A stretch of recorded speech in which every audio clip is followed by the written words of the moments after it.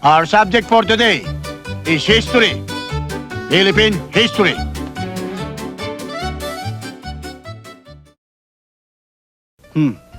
Philippine history. Sisiu. Capital P-U-P. Sisiu.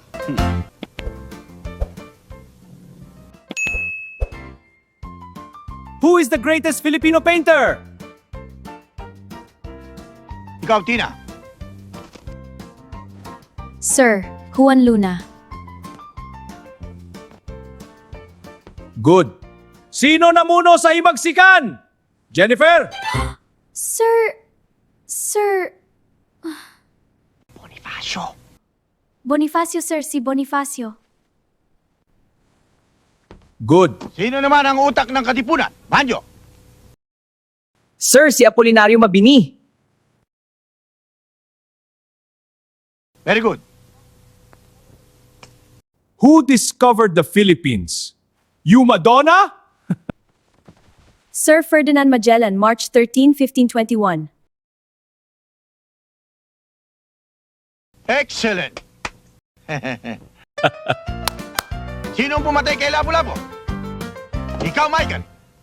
Ba, hindi ako, sir. Kahit mahirap lang kami, hindi ko magagawa yun. Anong kalokohan sinasabi mo? Ang tinatanong ko sa'yo, sinong pumatay kay Lapu-Lapu? Hindi nga ako, sir eh. Tarantado ka talaga, no?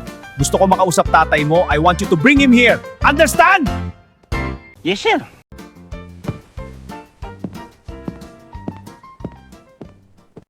Tay, ibig daw kayong makausap sa eskwela. Bakit? Kasi o itay, tinanong ako kung sino ang pumatay kay Lapu-Lapu. Oh. Ang sabi ko, hindi ako.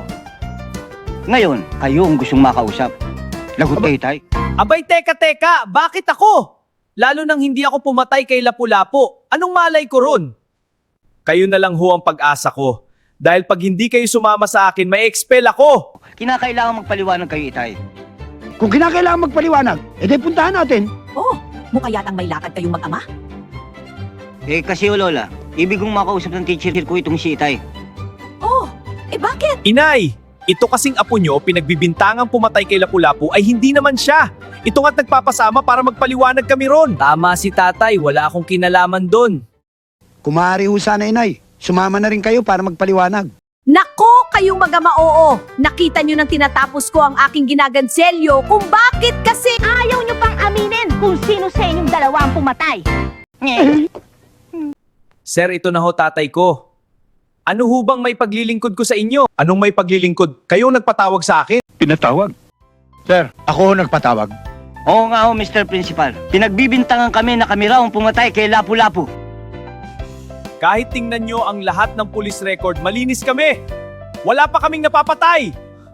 Ngayon, kung ipagpipilitan ninyo na kami ang pumatay kay Lapu-Lapu, ngayon lang kami makapatay ng tao and you will have a dangerous life.